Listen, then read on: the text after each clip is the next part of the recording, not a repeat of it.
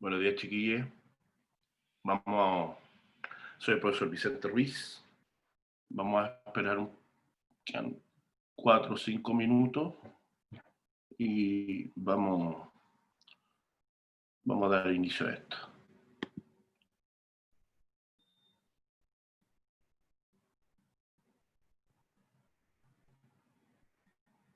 Hola, Gabriela.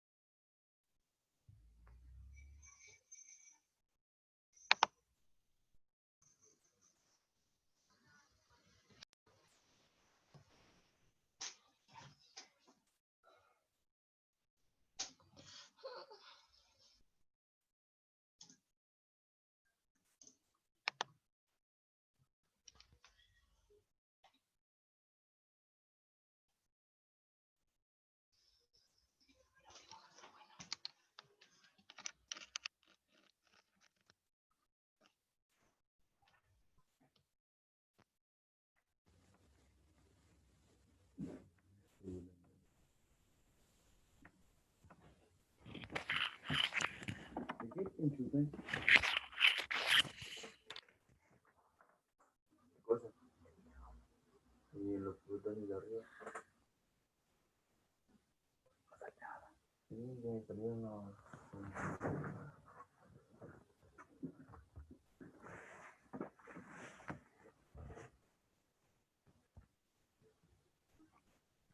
Aquí no.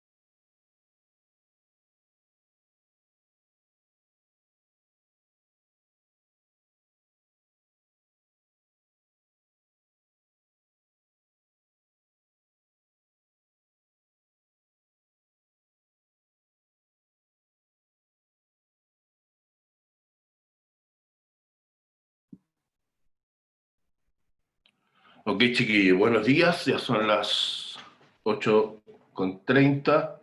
Tenemos que dar comienzo a esto. Le damos la bienvenida al curso de Morfofunción 1. Ustedes están en este momento con el profesor Vicente Ruiz. Soy el coordinador del curso. Ya hace, no sé, 11, 12 años, ya no me acuerdo, desde que llegué a la UDP. Y una de las características de este curso, chiquillas, es que es un curso integrado. No hay nadie en este país, y hay que decirlo de cierta forma, está teniendo un curso como el que ustedes van a comenzar a tener en este momento. Y una de las principales características de Morfofunción es que es un curso teórico práctico.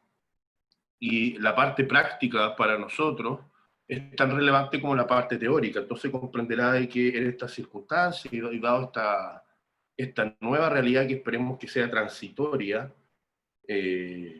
nuestro curso en particular tiene que ser uno de los más afectados en ciencias básicas. y tiene que ser también uno de los más afectados cuando la universidad no toma en consideración los tiempos para cursos como nosotros y para carreras como nosotros. ¿Eh?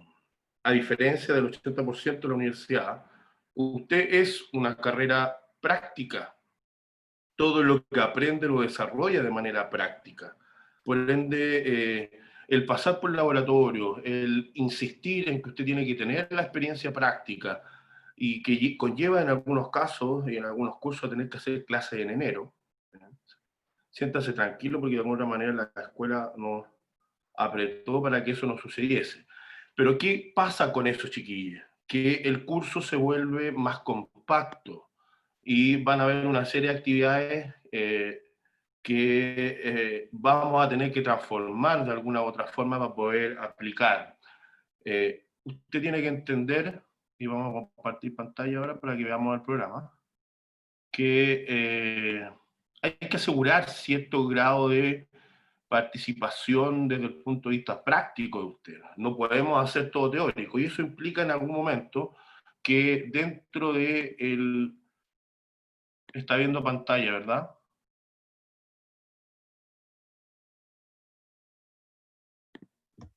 Sí, profe, sí se ve. Ya, perfecto, gracias.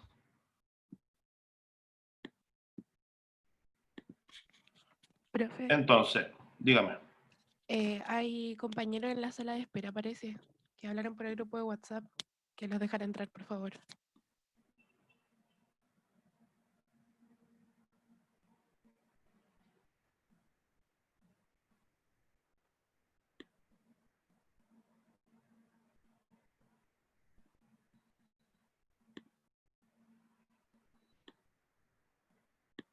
Bueno, como usted ve, la clase comienza a las 8:30, siempre es importante, al igual como se los pedimos cuando es presencial, de que usted esté un poquito antes, ¿no?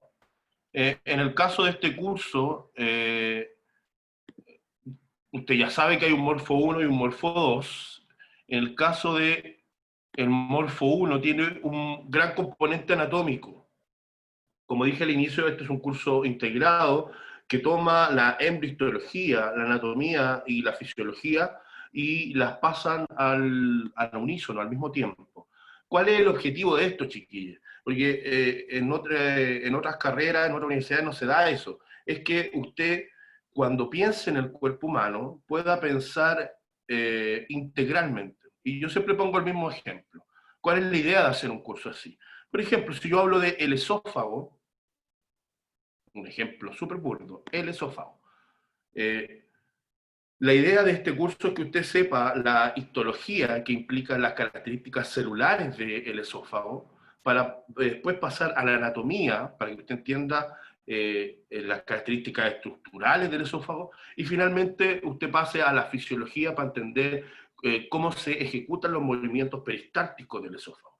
Eso le permite a usted saber de una estructura, de un segmento corporal, toda la perspectiva. Esa es la idea de este curso, y la verdad es que en algunos casos se vuelve más complejo, pero implica regularmente un buen orden de estudio y nosotros también estamos dispuestos a eso, a ayudarlo si lo necesita.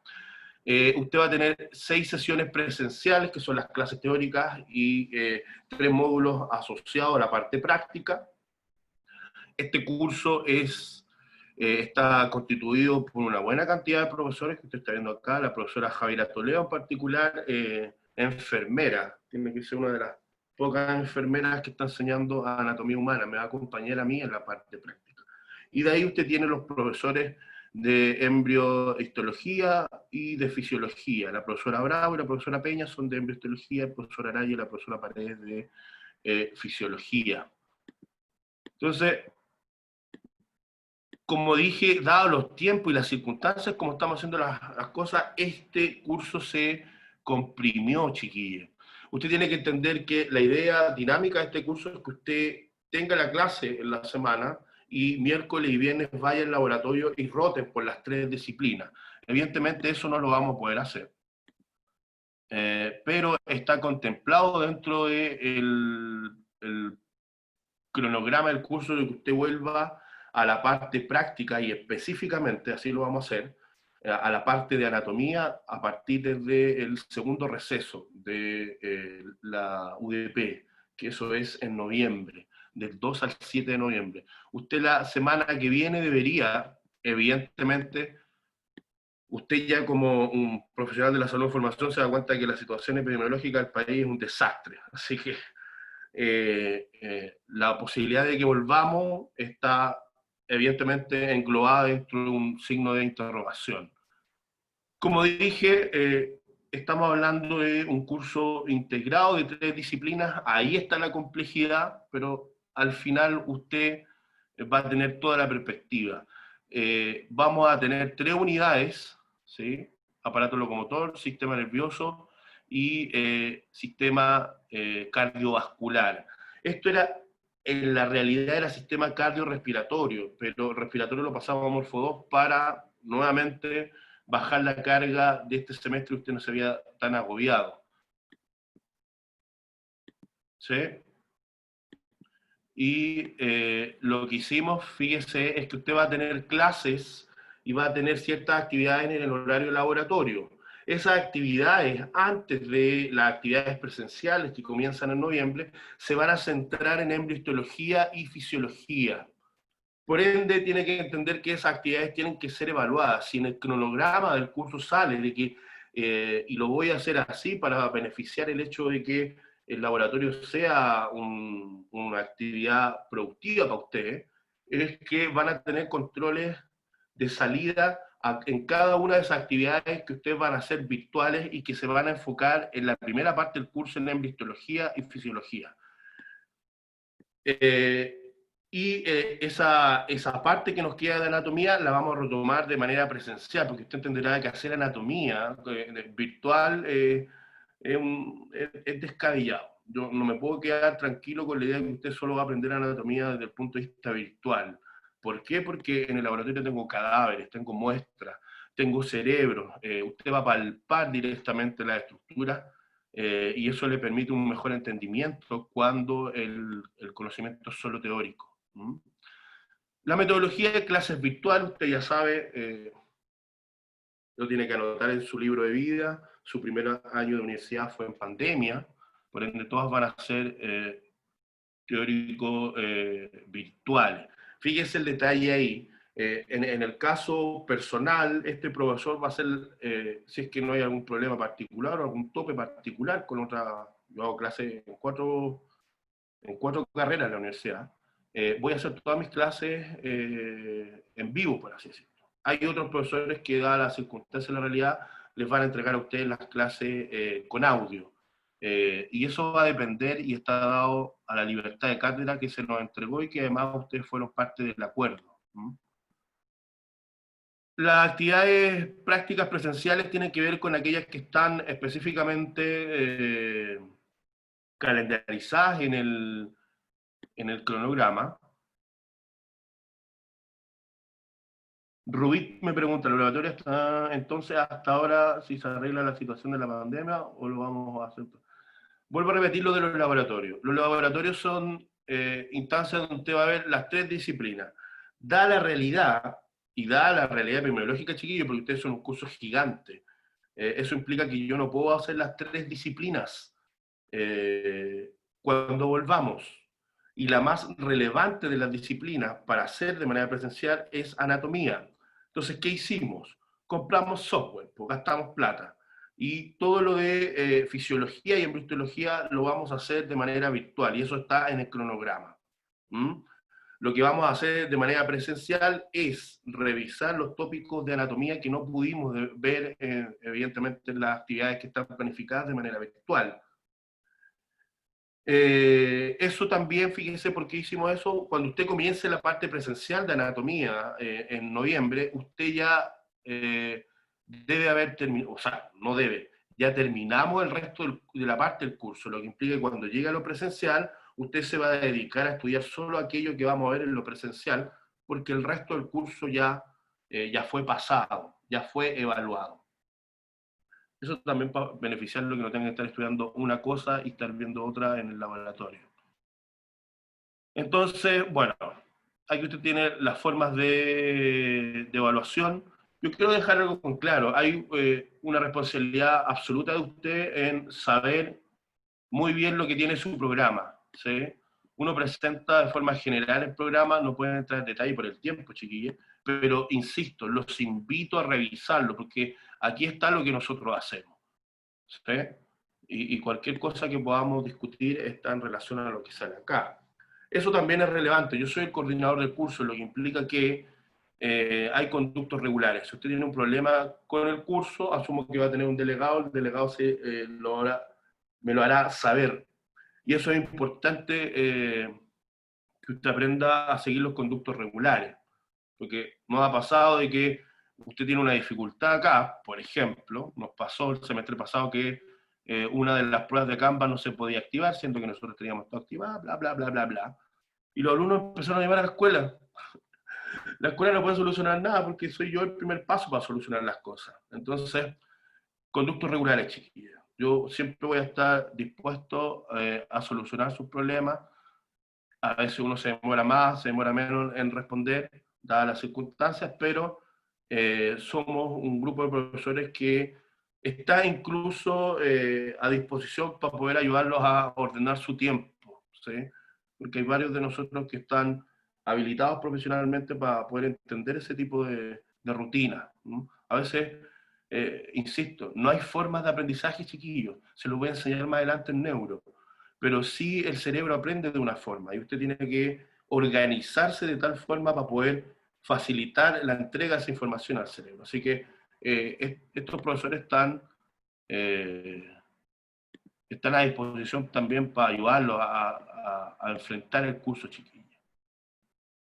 Entonces, aquí hay una serie de ponderaciones, los talleres son los laboratorios. Fíjese, es un detalle nomás, lo voy a nombrar, SAP, que es el sistema informático de soporte, no está ni siquiera adecuado a nosotros, que a los laboratorios les ponen talleres. Bueno, algún día comentaremos eso. Este curso era un examen teórico práctico. Dadas las circunstancias, lo vamos a hacer solo teórico. Porque evidentemente no puedo ir y meter a los ciento y tanto en el laboratorio y tomar una prueba porque me demoraría muchas horas y sería muy tedioso y también muy peligroso por la cantidad de alumnos, insisto. Lo presencial lo vamos a hacer bajo una serie de medidas sanitarias, ¿verdad? Usted las muestras van a estar separadas cada ciertos pasos en el laboratorio, vamos a tener que ocupar los laboratorios de embriología y de fisiología, por ende, por este semestre el examen es solo teórico. Revisen los porcentajes, por favor, fíjense. Perdón. Entonces, algo que es evidente es que los porcentajes de las pruebas son en forma ascendente. Eso implica que la dificultad es en forma ascendente. Usted va a terminar viendo en la unidad 3 cardio, y cardio es algo que el enfermero, enfermera tiene que manejar al revés derecho. Va a estar viendo monitores todo el día. Lo que implica que evidentemente esa parte, esa unidad, tiene una dificultad mayor y el porcentaje está asociado a eso. Neuro es relativamente más accesible que cardio, y la primera unidad, yo siempre digo lo mismo, la primera unidad es la que a usted le tiene que dar un piso en este curso para poder moverse con tranquilidad en el resto de las unidades. ¿Por qué? Porque es la más accesible y la cual no entramos en una profundidad mayor con respecto a los contenidos que vamos a estar viendo. Bueno, la bibliografía uno siempre lo deja abierto. Ahí usted se da cuenta que hay libros de anatomía, de embriología y de fisiología.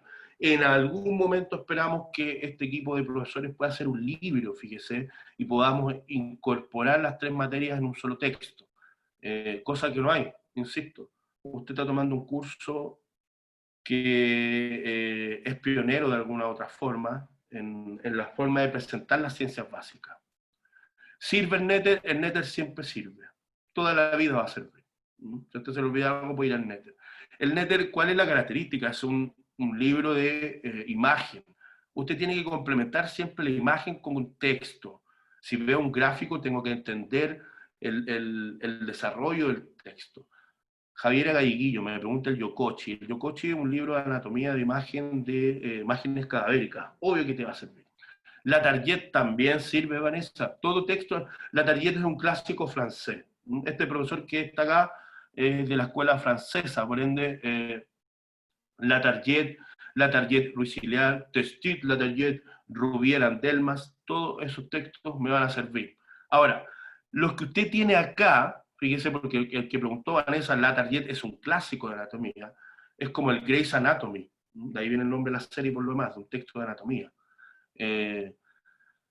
Son textos un poco más salvajes, por así decirlo, de anato. El La Target, el Rubier, el Testit, al ser clásicos, son mucho más extensos en la descripción. No tiene tanto tiempo usted.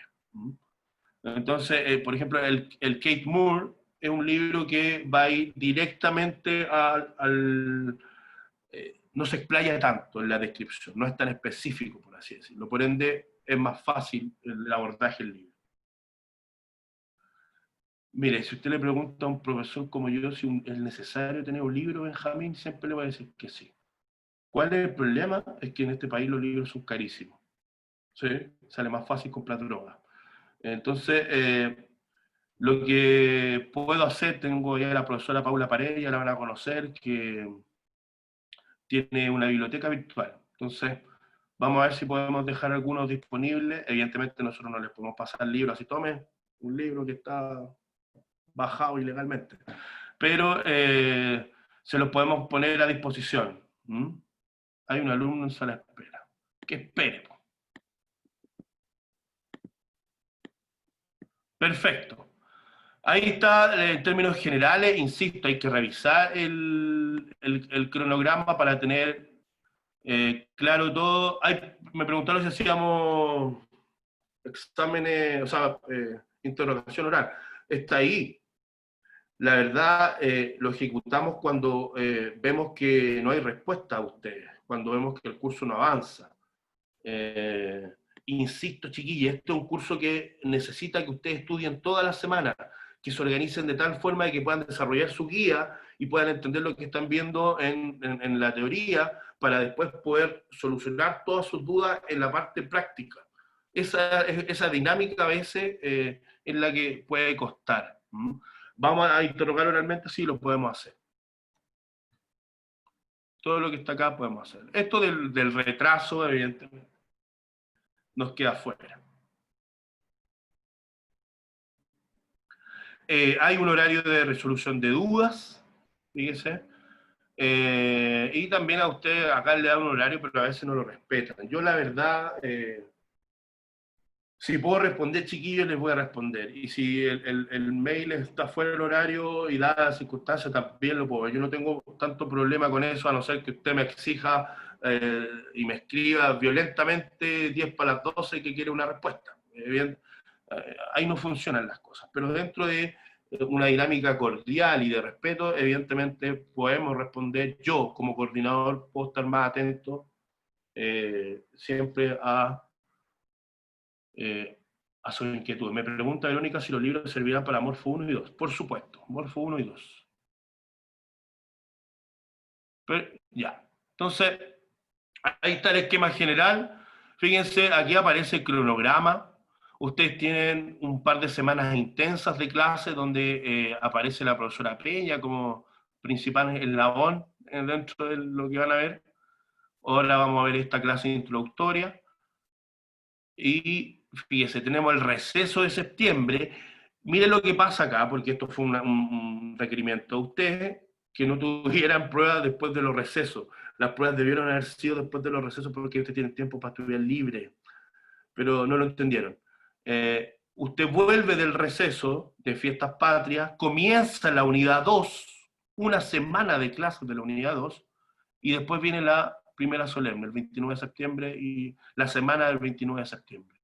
Teórica por Canvas, todo lo teórico va a ser por Canvas, y aquí también va a tener una prueba, que también va a ser por Canvas.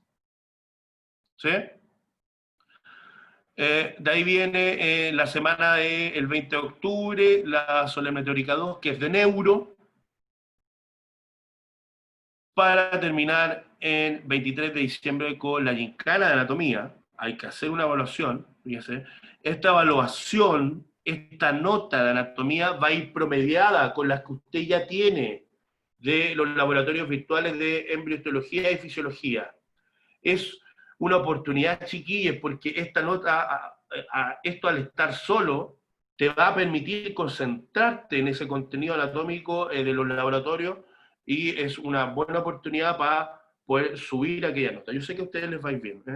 Enfermería en particular tiene, bueno, la verdad es que con la pandemia ha cambiado todo, pero siempre tiene un buen rendimiento. Entonces, esta modalidad así, con esta prueba, al final, les va a permitir poder dar soporte mayor a a la parte práctica, que tiene un valor del 40% del curso. Lo total, todo lo práctico tiene un valor del 40%.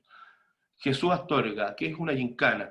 La gincana es es la prueba práctica que en teoría siempre incluye las 3 disciplinas, pero insisto, dada esta modalidad, va a incluir solo anatomía, y porque va a ser solo anatomía lo que usted va a ver en lo presencial. La gincana implica que yo coloque 24 muestras, y eso incluye los cadáveres, y les coloque un alfiler, una pregunta asociada a alguna estructura específica, y usted tiene entre 50 a un minuto para responder. Por cada pregunta yo digo cambio, y usted va y se mueve a la siguiente pregunta hasta pasar por las 24 preguntas. Eso es una gincana. Insisto, las gincanas son, esperemos que la situación cambie el próximo año y usted ahí se va a dar cuenta realmente cómo es el curso y cómo es la dinámica. Donde usted tiene clase, clase, laboratorio, clase, clase, laboratorio. Y en el laboratorio usted ve las 3 disciplinas. Ahora, este año, dadas las circunstancias, lo vamos a hacer así. Ojo, chiquillos, que todo esto era mucho más grande. Todo esto estaba en enero. Ahí nos vamos a dar cuenta si esa reducción, así como ese corte que hicieron, los favorece o no, pero esto estaba destinado con una mayor cantidad de tiempo, pero no se llegó a acuerdo. Y evidentemente yo también lo entiendo, nadie quiere clase en enero. Si hay alguien que quiere clase en enero, lo podemos conversar. Pero lo más probable a esa altura usted no va a querer vernos. Así que quedó bastante cómodo de alguna u otra forma comparado con otros cronogramas. Chiquillos, dudas de esto va a comenzar con lo que hay que hablar. Este es el programa del curso que está disponible ya en su plataforma, así que si usted podría mandarlo de la sección en rubito, ustedes ya deberían saber quiénes son, de qué sección son. Po. Eso es la primera distribución que hace el sistema cuando usted toma el ramo. Pero lo vamos a ver, porque esas listas las maneja en la escuela. Ojo con eso, que la organización y eso, la subida de lista y todo ese tipo de cosas siempre depende de la escuela, chiquillos.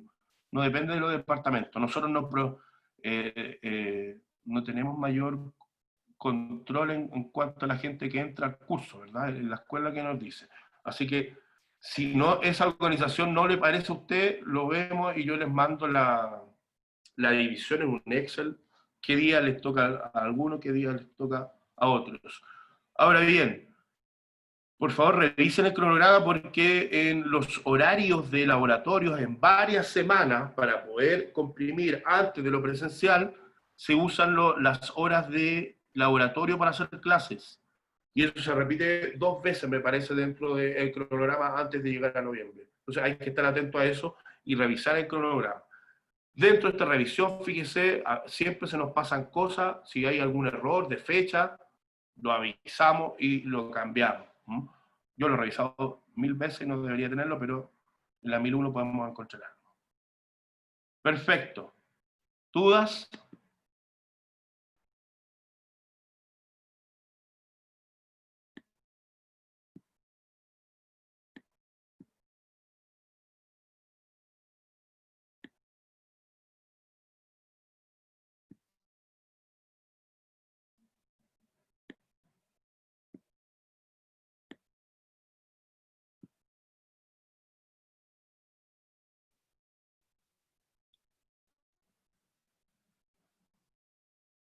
O sea, todas las actividades prácticas son 100%.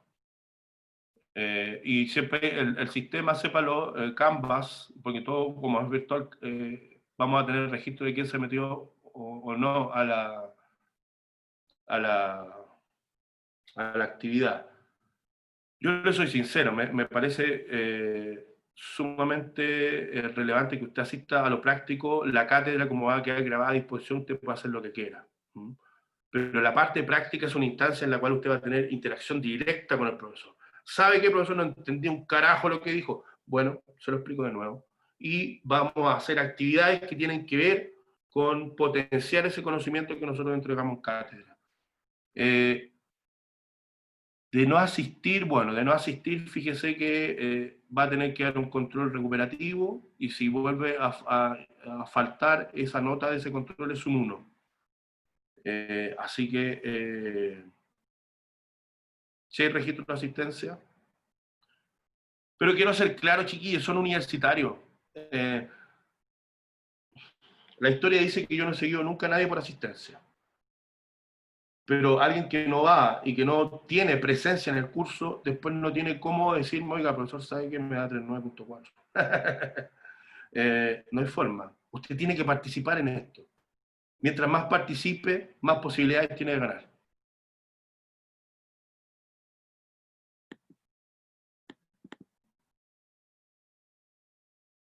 Entonces, vámonos a nuestra primera clase, que es de generalidades.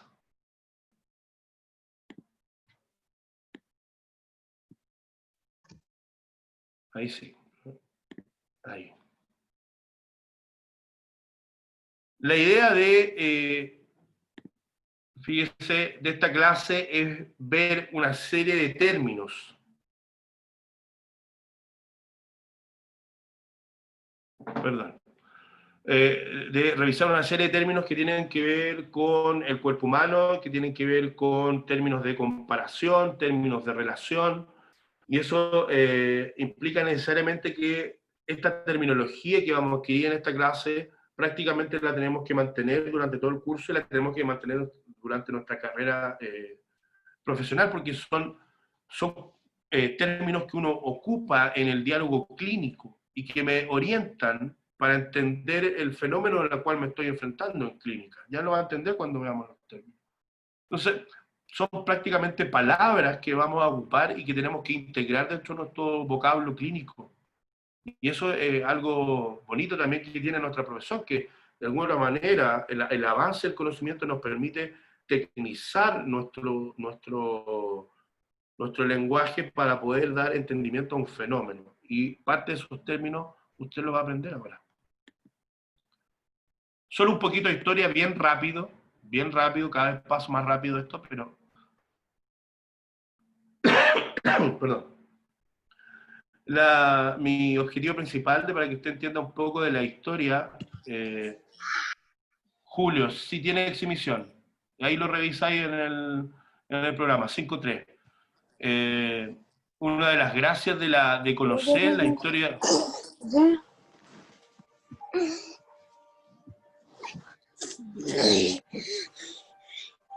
Alessandra, se te prendió el micrófono. Eso. Ya. Entonces, volvemos. Me concentré. A todos nos puede pasar. Había un guaguito ahí, además, parece. Ya.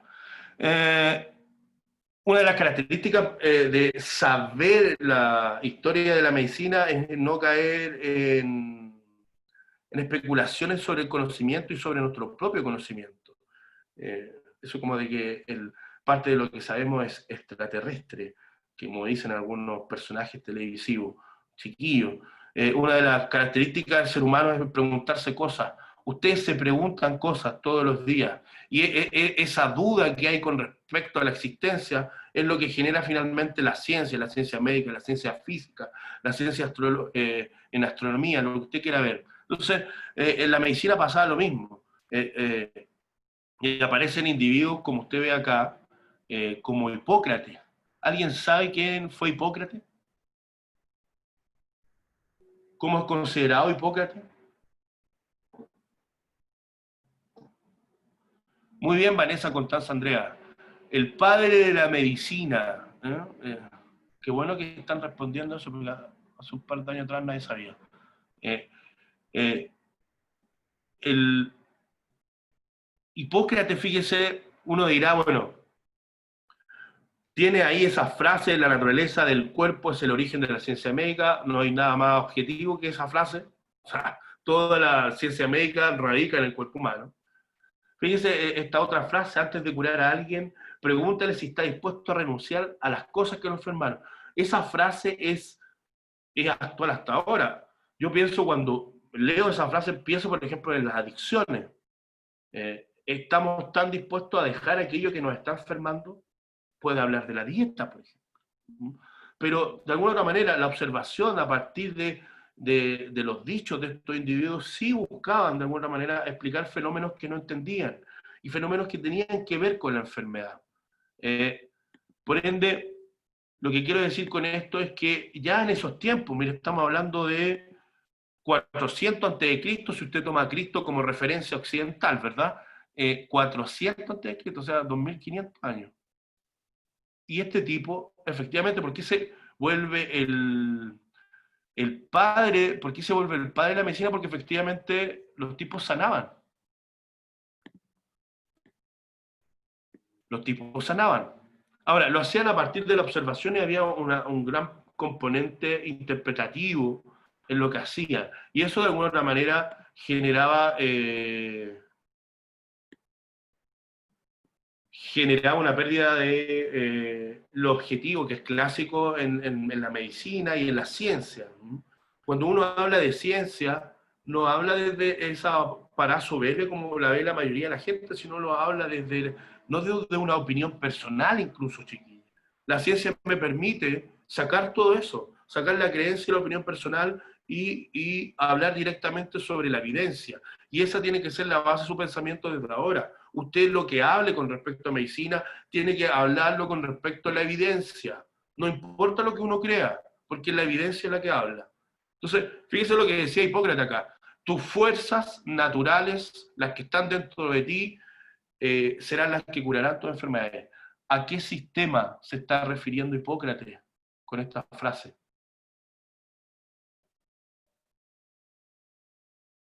¿No es cierto? Claramente inmunológico. Las fuerzas... o sea, piénselo así. El tipo estaba parado mirando a uno que se estaba desangrando y por distintos motivos coaguló. Y la hemorragia empezó a cesar. Se empezó a... Y el tipo miraba y decía, efectivamente hay una fuerza interior que te cura. lo entiende, se da cuenta de que hay un fenómeno que te permite acceder a ese tipo de circunstancias, pero no lo puede describir porque no lo conoce.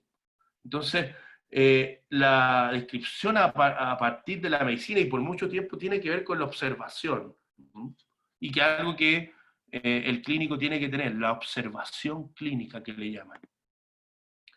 Pasó mucho tiempo y ya pasado el 200, 300 a.C., comienza a aparecer este individuo que es Galeno. Galeno dominó la medicina por una cantidad de años enorme, 1500 años por lo menos. Los textos, es como que en ese tiempo esto hubiese sido Néter, y por 1500 años se ocuparon solo los libros de Néter, para que usted entienda el fenómeno. Galeno eso explicó que sus textos fueron fundamentales para la formación de médicos.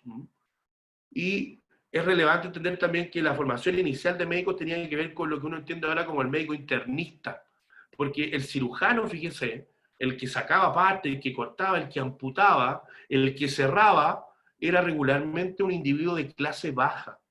Era mírenlo ahora cómo están los cirujanos, como es la historia. Era un puesto que se ocupaba solo para gente que era de clase baja, que no era de la aristocracia. Los médicos regularmente eran de la aristocracia, pero eran esos médicos que, insisto, de la medicina interna, que no tocaban nada, que miraban nomás.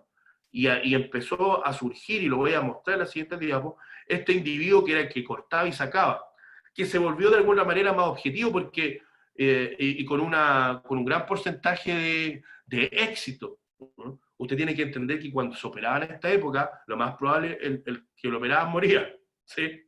Entonces, pero a diferencia del médico clásico formado aristócratamente en las mejores universidades europeas, el, el tipo podía, cuando sacaba algo, decir efectivamente que se sanó porque lo sacó. Y se comenzó a volver algo más objetivo. Y ya a finales del siglo XIX, el cortador, el cirujano que sacaba las cosas, insisto, que no tenía formación universitaria, comienza a tener instrucción médica en las universidades y se vuelve una especialidad de la medicina. Antes de eso, era una pega para la clase baja. Bueno, Galeno hablaba de los tres espíritus, natural, vital y animal, y decía que, fíjese, el término neuma, todavía lo ocupa usted en medicina, neuma. Cuando estos tres espíritus se perdían el equilibrio, evidentemente usted se enfermaba. Aquí usted ve uno de los tantos textos que hizo Galeno. Y este texto en particular lo tiene la Universidad de Buenos Aires, lo cuida como hueso santo. Y ahí me encargué de sacarle una fotito, fíjese, en uno de sus museos. Ese libro, chiquillos, ni siquiera se puede abrir porque lo más probable se va a destruir. Pero una de las características de los textos de anatomía y de los textos en particular es que hacían dibujitos, para que no sea tan horroroso para el que lo ve. Sí, Cristian, es como la teoría humoral, efectivamente, ¿sí? De los humores, que es un poco anterior eh, a Galeno, pero que se combina con la teoría de Galeno. Uno tiene que entender que dentro de la medicina cada época toma lo anterior de alguna otra forma para poder explicar. Hasta que aparece él. Perdón. El petizo de Vesalio. Era petizo, era chiquitito, pero era una bestia en la anatomía humana. Hay algo, fíjense, en la historia que cambió, sí, que favoreció el hecho de el desarrollo de lo que se define como la anatomía moderna. Vesalio es el padre de la anatomía moderna, pero tiene que ver, fíjese, con un fallo que tuvo la iglesia en esa época. Siempre se me olvida el Papa, me parece que era el Papa Clementino VI, mira el nombre. Clementino VI sacó una especie así como de decreto y anuló un decreto de la iglesia que había que uno no se podía estudiar los cadáveres. En el momento que pasó eso, y Clementino sacó esa prohibición de estudiar cadáveres, Vesalio se volvió loco, ¿no? Y creó uno de los primeros textos de anatomía y que, si usted revisa hasta ahora, incluso podría estudiar, que es el Humanis Corporis Fabrica, publicado por la primera edición en 1543. Si usted mira, esta también es una copia que tiene la Universidad de Buenos Aires. Ahí está Vesalio. Fíjense, ¿eh? Y Vesalio cambia también el concepto, porque Vesalio, que se formó como médico en la Universidad de Montpellier y en la Universidad de París, era médico, era como el clásico médico internista, pero el tipo va y mete la mano en el cuerpo y cambia el paradigma. Y de alguna manera, usted tiene que entender que en esa época fue muy criticado, pero mucho. Y invita a los médicos de formación a que efectivamente la única forma de entender objetivamente el cuerpo es que se metan a diseccionar el cuerpo humano. Entonces, Vesalio cambia la historia de la medicina. Mire, por favor, esa pose. Es como estar en Instagram. Usted se da cuenta de que, además de hacer las disecciones, eso insisto, las disecciones tienen una alta calidad académica. Este dibujo en particular tenía distintos puntos, fíjese. Es como lo que usted ve ahora. Y si revisamos los textos, porque se ha hecho, la etiquetada que hacía es perfecta. Recto femoral, vasto medial, vasto lateral, flexor superficial y de los dedos, profundo y superficial de los dedos. El tipo transformó objetivamente el estudio de la medicina. Y siempre en los textos de esa época, se hacía un dibujito, un paisaje para amenizar, ¿verdad? Era muy chocante ver este tipo de imágenes, porque además, insisto, Vesalio las hacía a partir de disecciones que hizo. Nuevamente lo mismo, fíjese cómo está etiquetado. Usted podría estudiar de los textos de Vesalio.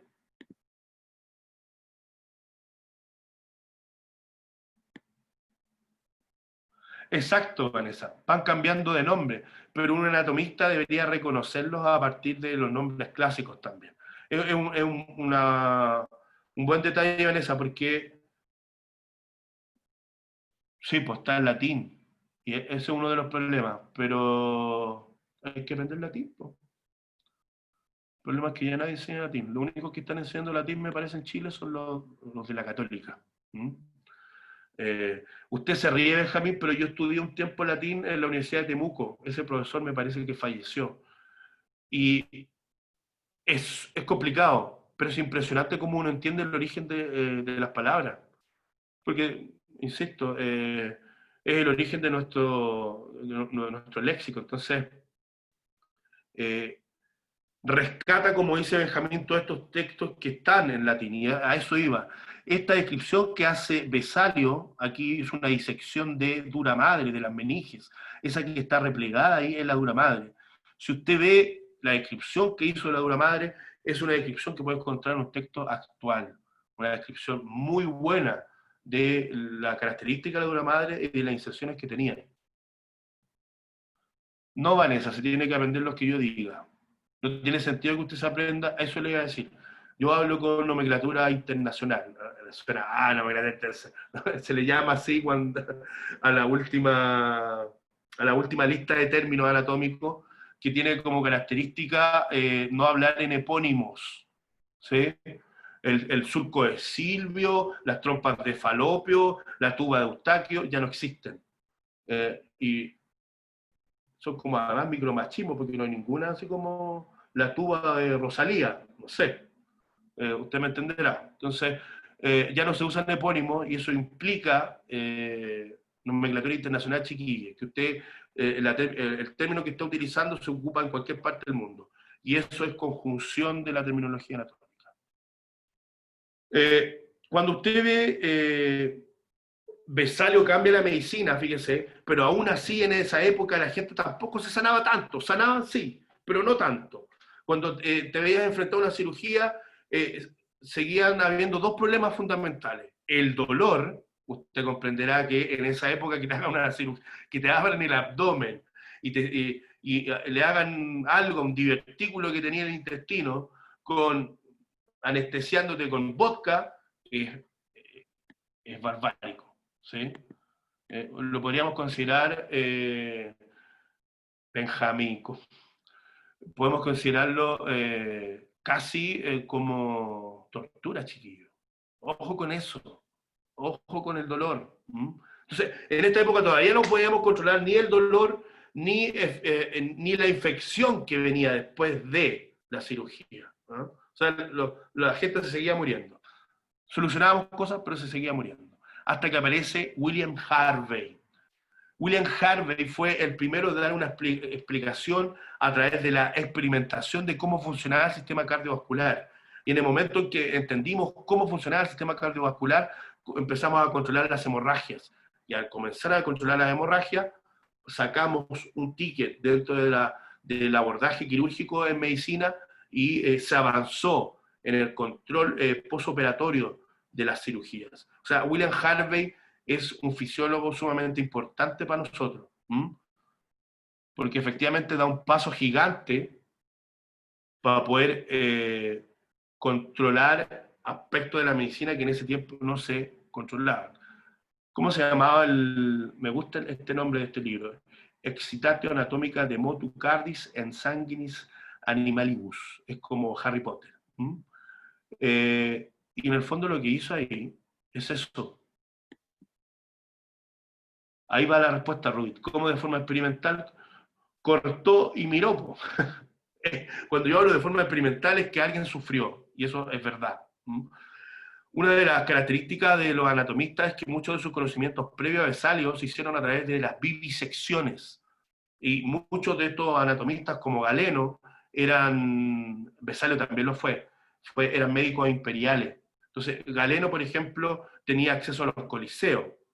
Y en los coliseos usted veía gente mutilada, chiquillos, con abdomen abierto, sin brazo, cercenada la cabeza. El tipo iba, miraba y describía. Harvey evidentemente lo llevó a experimentar, a una observación más objetiva, a un modelo de estudio. Parte, evidentemente, de sus conocimientos también vienen de vivisecciones en animales. Entonces, era un poco violento también eso, el abordaje experimental.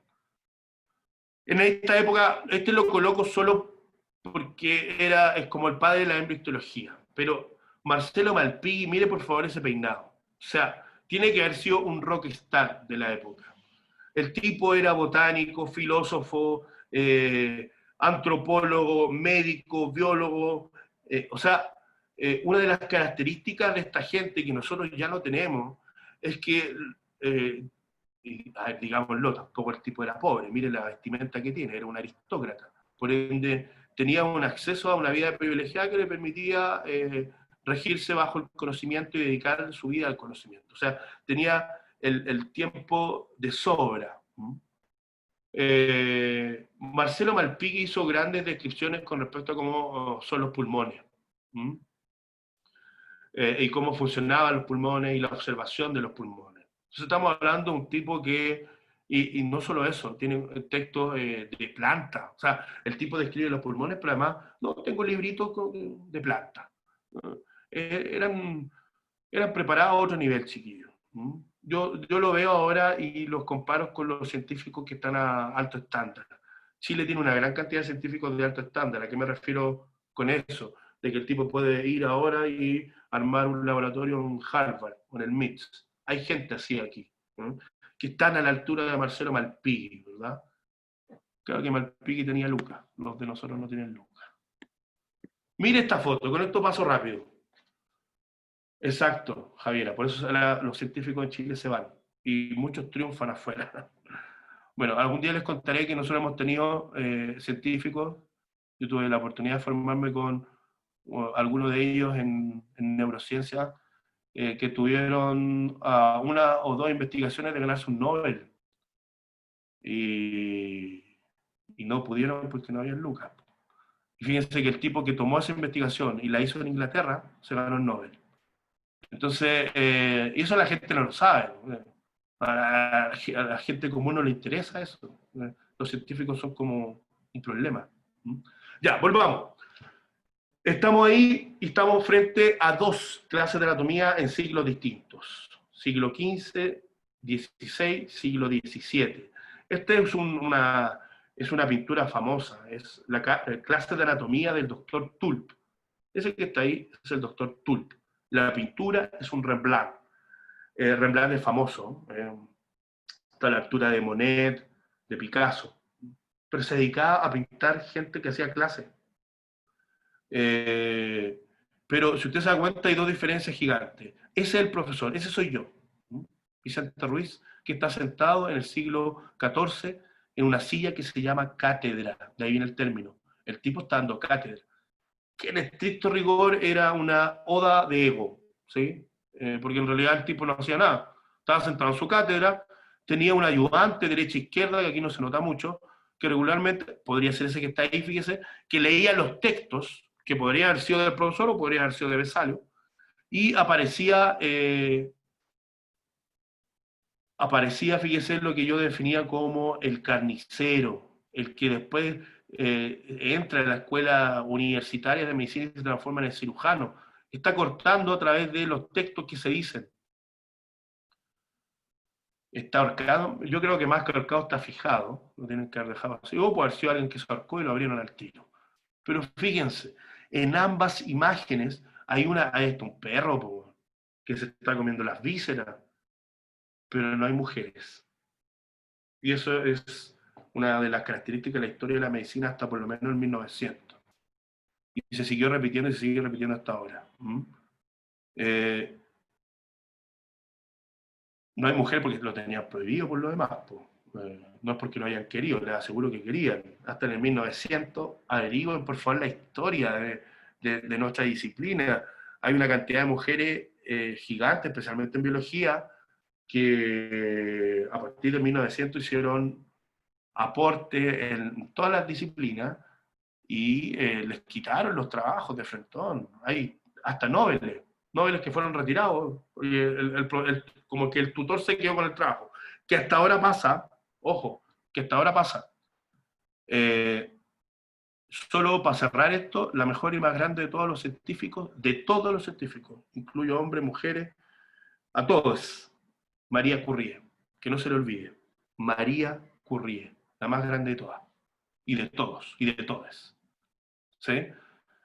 Solo para que lo sepa, María Curie es la única científica que ha ganado 2 premios Nobel en disciplinas distintas.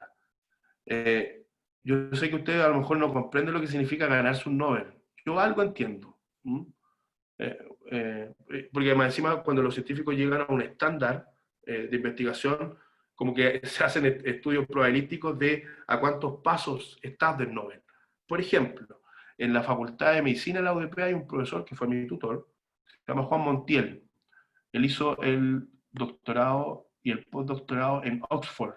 Él está a 3 pasos del Nobel. 3 pasos. 3 pasos. Eso significa 30 años de investigación. 30 años de investigación. Curie, en muy poco tiempo, la mitad del tiempo que tuvo, o que tiene Montiel, por ejemplo, para tratar de lograrlo, sacó 2 Nobeles, y en 2 disciplinas distintas. Nadie la va a igualar. Bueno, este que está acá es Santiago Ramón. Santiago Ramón y Cajal es el padre de la neuroanatomía moderna. Es un tipo, pero estos tipos también tienen un poco de filósofos, poetas. Miren la frase que coloca: las neuronas son células de formas delicadas y elegantes, las misteriosas mariposas del alma, ya, cuyo batir de alas, quién sabe si esclarecerá algún día el secreto de la vida mental. No se equivoca. Las células, las neuronas son efectivamente células sumamente delicadas. Usted se queda 5 minutos sin oxígeno y las neuronas empiezan a morir en masa. Son delicadas. Mariposas del alma contienen la conciencia. Y la conciencia, evidentemente, es base fundamental de la vida mental. Entonces, Santiago Ramón no estaba tan equivocado. Esta imagen que usted ve aquí de la corteza cerebral es exacta a la que usted puede encontrar en textos de neuroanatomía moderna. Entonces, el cuerpo humano como tal se comienza a generar a distintos niveles. Y este curso en particular se mueve dentro de una cierta cantidad de niveles de organización. Los niveles más pequeños de organización tienen que ver con los átomos. Y específicamente, a esta altura, la ciencia ha demostrado que los átomos no son los más pequeños, que tengo partículas subatómicas, y más pequeñas incluso. Lo que usted está viendo acá es el bosón de Higgs. ¿Alguien sabe lo que es eso? Muy bien, Vanessa, los quarks. Aquí usted está viendo la foto que sacaron en el colisionador de hadrones de Europa, que le sacaron a lo que los científicos llamaron soberbiamente la partícula de Dios. Porque sería la reacción que estaría asociada al inicio de la vida. ¿Sí? La vida, usted comprenderá que la vida como concepto, ¿eh? No como su vida, así como, no, como un organismo independiente. Así lo tiene que entender.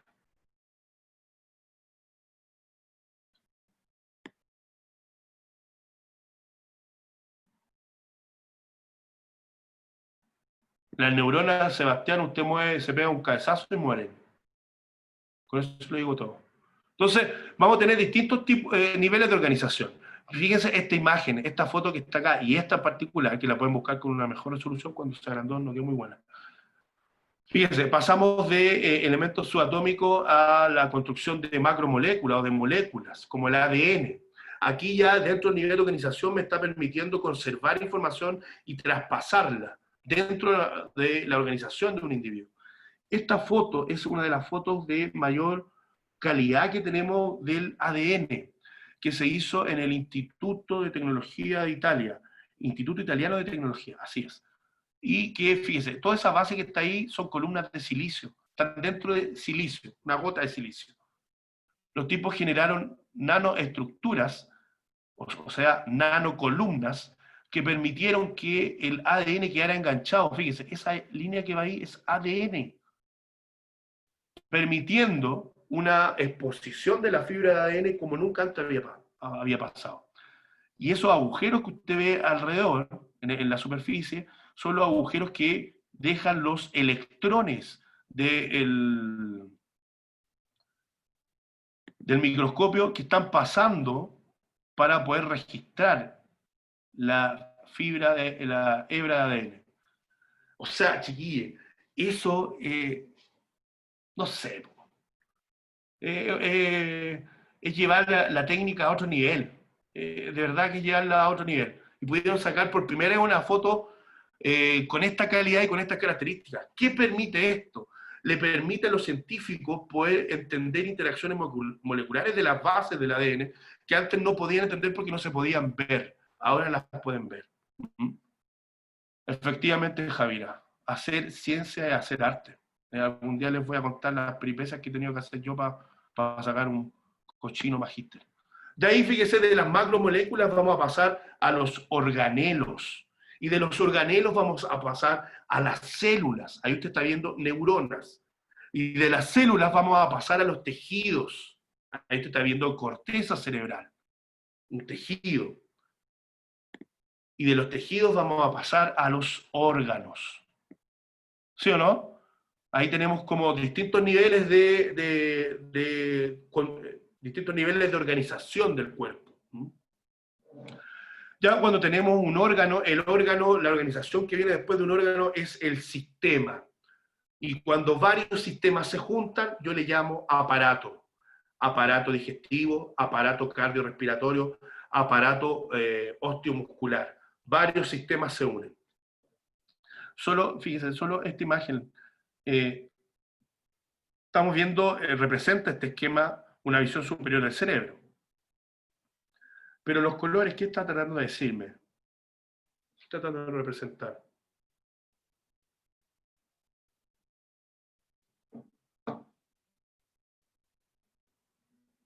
Objetivo, subjetivo, Jesús. Funcionalidad, sí, por ahí va. Área de funcionamiento, no tanto, Benjamín, porque el área son derechas. Lo que está mostrando así como súper azarosamente ese esquema. Muy bien, Javier. Lo racional y lo creativo, ¿verdad? Así como que el hemisferio derecho es pura luz, puro color. Y el hemisferio izquierdo tiene fórmula, que hay hasta como una cuestión de geometría, la hipotenusa. Falso. Falso, falso, falso. Su cerebro no tiene esa especialización. Neuromito número 1. Usted no es... y regularmente pasa con las lateralidades también, es que el zurdo es más creativo porque usa el lado contrario. Falso. El cerebro no funciona así. Usted no tiene un lado más racional y el otro lado más creativo. Es un trabajo integrativo. Usted lo que tiene es formación y no formación. Habilidad o no habilidad. Pero que el cerebro tenga esa especialización derecha-izquierda es falso. Ya le voy a enseñar en los neuromitos. Entonces dijimos que del órgano íbamos a pasar al sistema. Aquí usted ve esto que es Bodies Exhibition. Aquí está el culpable de Bodies Exhibition, Erich von Hagen, un anatomista que, fíjese que no puede presentar sus cosas en su país de origen porque está vetado. Principalmente porque se le recrimina el origen de los cuerpos. Y si usted se da cuenta, la mayoría de los cuerpos son asiáticos. Todavía no entendemos cómo funcionan las distintas partes del cerebro, y evidentemente el conjunto todavía menos, pero estamos entendiéndolo, Rubí, para allá va. Entonces, Erich von Hagen inventó la técnica de la plastinación. Nosotros tenemos un laboratorio de plastinación, fíjese en la UDP, y dado todo esto y el estallido social, no hemos podido trabajar en él. Nosotros podemos hacer esto en el laboratorio, y evidentemente usted también puede aprender la técnica si lo quiere. Entonces, lo que estábamos conversando, vamos a pasar a lo que acabamos de ver son los niveles de complejidad, desde el átomo y las partículas subatómicas y de los elementos más pequeños, hasta llegar a la construcción de un organismo pluricelular, un individuo. Morfofunción se mueve entre el nivel celular y el nivel pluricelular. O sea, con nosotros usted va a entender todo esto, los niveles de complejidad. Lo que hablaba, un sistema, sistema de aparato. Cuando hablo de aparato, hablo de varios sistemas. Un aparato está constituido por varios sistemas. Y un sistema es una organización que está asociada específicamente a una función y a un órgano. Ahora, usted sabe que el cuerpo lo que busca siempre es la homeostasis. Y que como concepto es bastante interesante porque cuando usted dice que usted tiene que buscar la felicidad, y la felicidad no existe. Lo que existe es la homeostasis. Y la homeostasis es equilibrio. Sus células están en constante lucha por el equilibrio. La membrana plasmática está en constante lucha por el equilibrio. Cuando el cuerpo está sano, está en equilibrio. Cuando pasa algo que altera el equilibrio, que altera la homeostasis, y se genera una reacción, por ejemplo, el estrés, la reacción fisiológica que genera un evento estresor, va a necesitar la respuesta de distintos sistemas para poder volver a la homeostasis, al equilibrio. Toda esa respuesta que tiene el cuerpo para lograr el equilibrio se llama alostasis. O sea, todo aquello que se activa para poder lograr la homeostasis, cuando se descontrola, se llama proceso alostático, que son todas estas herramientas que utiliza el cuerpo para poder lograr el equilibrio. Fíjense esto que es medio filosófico, pero es cierto. Los sistemas no existen en la naturaleza, sino en las mentes de quienes los estudian. La naturaleza no está organizada sistémicamente. Nosotros la organizamos sistémicamente desde que Harvey entendió cómo funcionaba el sistema cardiovascular y vamos entendiendo cómo van funcionando estas distintas partes que trabajan dentro de un dinamismo, pero que yo organizo para poder entenderla. Es como cuando pregunto si el sonido existe, o existe porque usted tiene un órgano que puede y que le permite interpretarlo. Va prácticamente a lo mismo. Los sistemas son creados por nosotros, chiquillos, no están en la naturaleza. Dentro de lo mismo, fíjese, los aparatos, usted tiene dos aparatos. Podemos clasificar los aparatos en dos grupos, de relación y de nutrición. El aparato musculoesquelético y el sistema nervioso, tomándolo como un sistema, son aparatos de relación. Si usted no se mueve, uno no toma mucho en consideración el hecho de que una persona no se pueda mover. Es fundamental para el cuerpo que una persona se pueda mover. Es fundamental para un cuerpo, por ejemplo, de un abuelo que se pueda mover. Usted lo va a ver en clínica. Si yo tengo un abuelo que sufre una fractura severa, fíjese que después de la cirugía, uno de los principales objetivos es que ese abuelo se vuelva a mover, que se pare. Porque si yo lo dejo en la cama, un día son 6 días de rehabilitación. Perdidos. 6 días. Si yo lo dejo 2 días, van a ser prácticamente 2 semanas de retraso. Entonces, el movimiento es fundamental para el cuerpo humano y es la base de la cual usted se relaciona socialmente. También el sistema nervioso. Si usted tiene un problema del sistema nervioso, su aparato de relación, tanto con el medio interno como el medio externo, se va a ver alterado. Dentro de esto mismo, evidentemente, fíjese el aparato digestivo, y digo aparato porque está complementado por el sistema de glándulas, que son sistemas endocrinos, por eso se le llama aparato digestivo, y el aparato cardiovascular son, evidentemente, elementos de nutrición.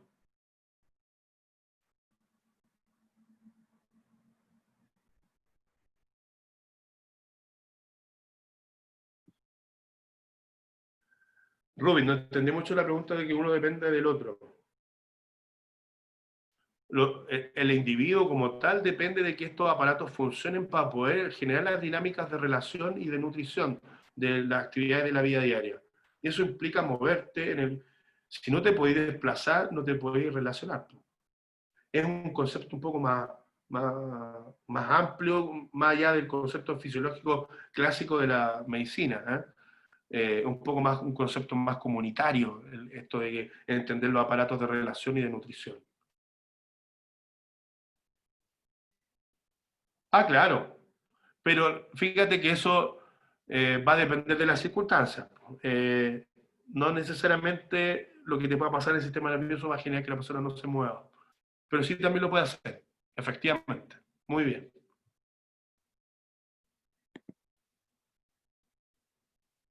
Entonces, fíjese, dentro de las descripciones que vamos a hacer, vamos a hablar de la posición anatómica, que es la que usted está viendo acá. Esto es posición anatómica. La persona está en bípedo con los miembros superiores caídos alrededor del tronco, con los pies juntos mirando hacia adelante y las palmas mirando hacia adelante. Eso se define como posición anatómica, que es distinta de la posición de reposo, que implica que usted puede estar acostado de guata o de espalda. Si usted está de guata, se llama de cúbito prono, y de cúbito supino, si está de espalda.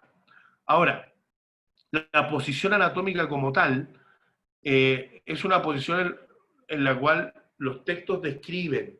Cuando uno ve un texto en anatomía y cuando ve un texto en medicina en general, la descripción está en base a esta posición. Por eso es relevante.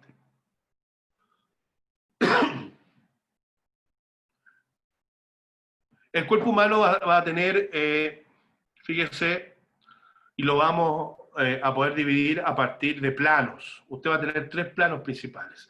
El plano medio sagital, digo medio, plano medio o sagital porque algunas veces lo ocupan indiscriminadamente, pero le vamos a decir plano medio sagital. El plano transverso, que se caracteriza por ser siempre perpendicular al eje mayor del segmento.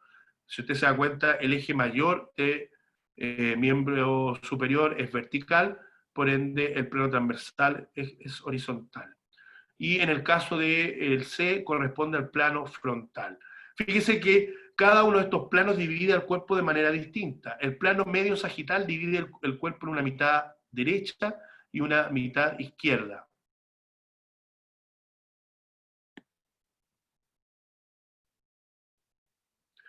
Natalia, revisa el cronograma. Esto entra en la prueba número 1, porque es de la unidad 1.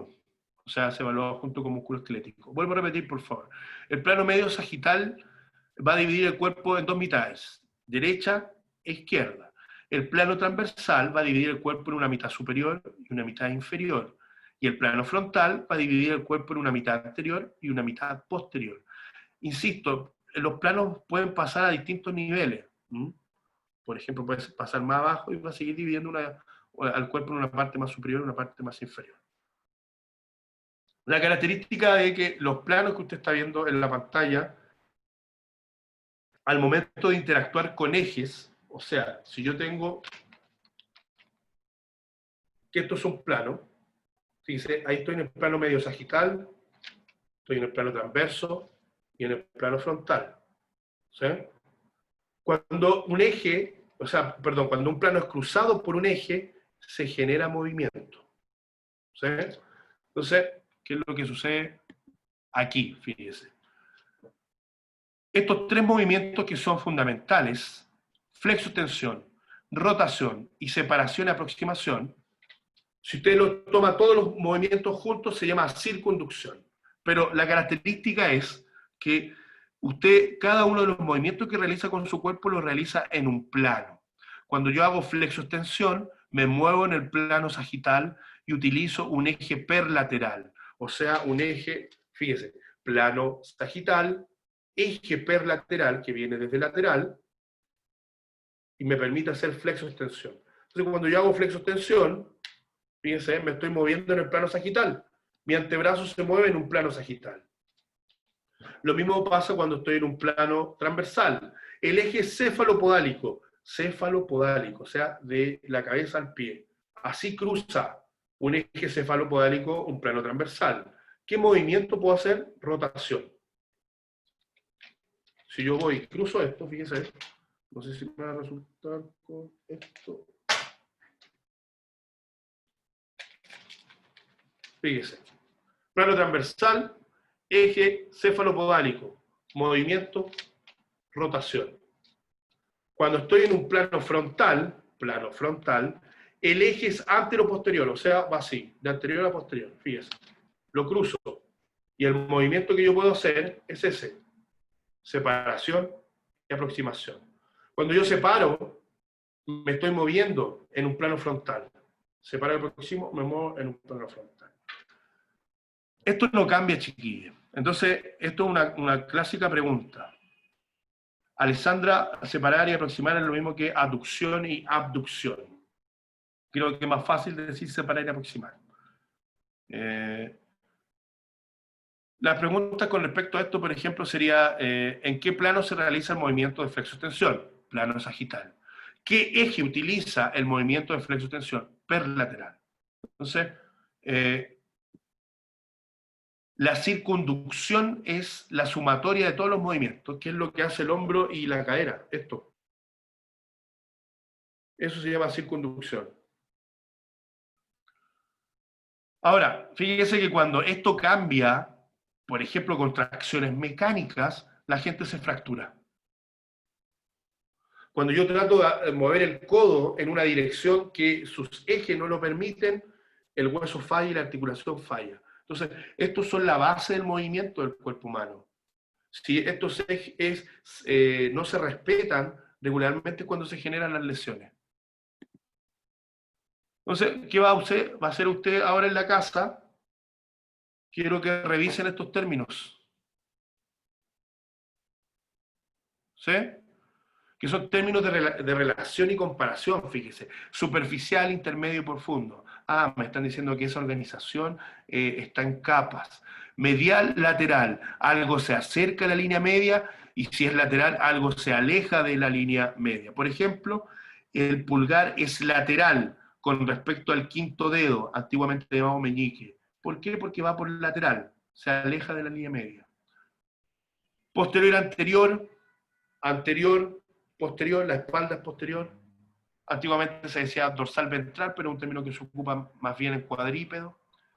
Inferior, superior, algo tan simple como que la boca es inferior con respecto al ojo, y el ojo es superior con respecto a la boca. A eso se refiere con términos de relación. Siempre voy a relacionar algo con respecto a alguna parte del cuerpo humano con estos términos. Proximal y distal, algo que se aproxima al origen y que se aleja del origen.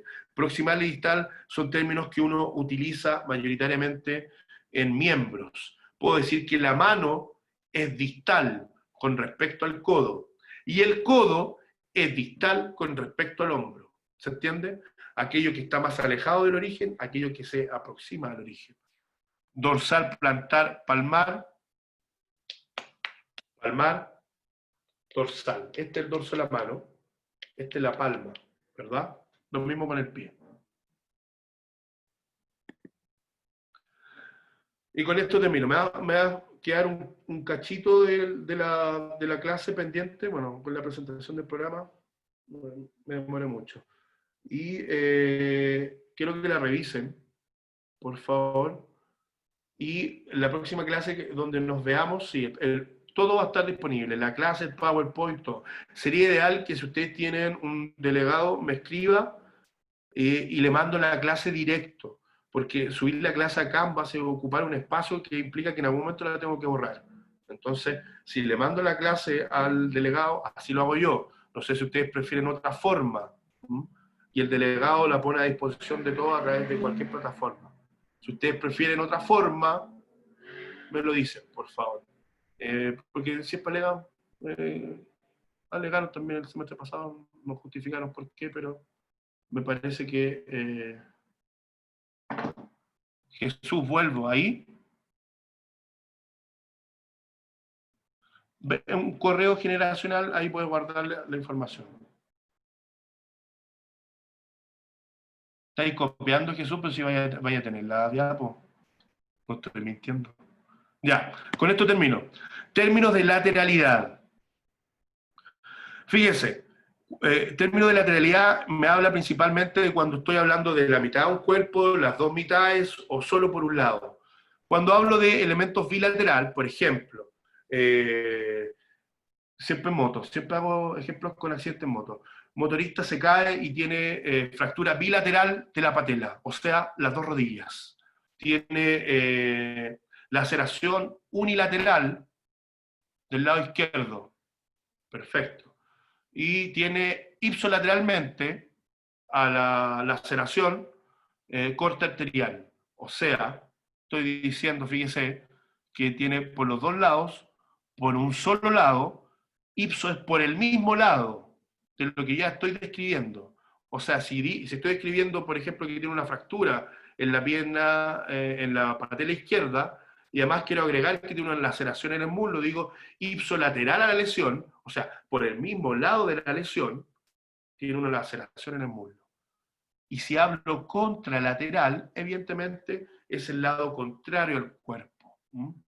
Son términos de lateralidad que usted después va a poder revisar en fichas o en casos clínicos. Entonces, con esto me ahorro de colocar el hecho de por el mismo lado de la lesión de la rodilla. No. Con esta terminología me permite resumir y ser más explicativo cuando yo estoy viendo un fenómeno clínico. Listo, dejémoslo hasta acá. Me quedan 2 tópicos, pero estamos en la... Me quedan un par de minutos, pero para que puedan respirar antes de comenzar con Corina. ¿Qué es lo que queda pendiente, chiquillos? Que quiero que lo revisen. A ver cómo está el estudio personal. Eso no, ¿no? Porque eso es general. Los principios de construcción del cuerpo humano, que son los que están especificados acá, son más, pero revisen los que están especificados acá. Y imagenología. ¿Cuál es la idea de imagenología? Si vuelve a las 10, Rubí. Que usted sepa que existen distintos tipos de exámenes, como la radiografía, la tomografía computarizada, la resonancia magnética y la ecografía, que son lo mínimo que usted tiene que saber. Entonces, la característica de esto es que la radiografía tiene una técnica física que se basa en rayos X. La tomografía también tiene rayos X, pero es helicoidal, o sea, el rayo va así, no va así, directo, sino que va helicoidal, rodeando el cuerpo, por eso usted lo meten como en un tubo. La resonancia magnética utiliza campos magnéticos tan poderosos como los de la Tierra, dicen por ahí. O sea, si una máquina de resonancia magnética se descontrola, podría mandarse al hospital completo. Campos magnéticos. ¿Cuál es el avance de la resonancia magnética? La resonancia magnética funcional, fíjese. Ahí, fíjese, están comparando el amor materno con el amor romántico. El amor materno activa muchas más cantidades de áreas cerebrales y más profundas, comparado con el amor romántico, que es una falsedad. Si usted realmente quiere saber si su compañera, compañero está enamorado, resonancia magnética funcional. Y se acaba todo. Y finalmente, la ecografía, que utiliza como técnica física el ultrasonido. Usa sonido que se distribuye a través de los elementos blandos y permite crear una imagen. ¿Sí? Revísenlo, por favor. ¿Estamos, chiquillos?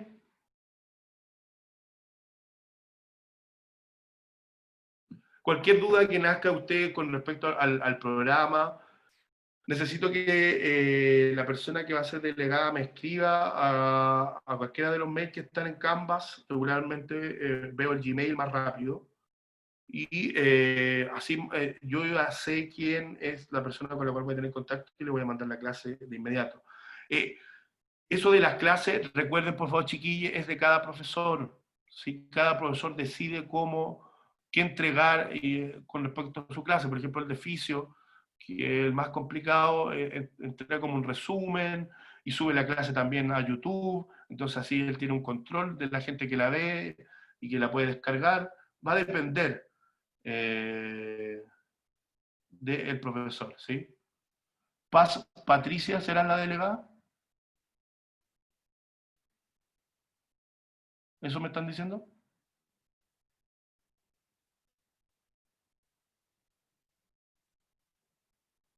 Ya, bueno, ahí avísenme, ¿sí?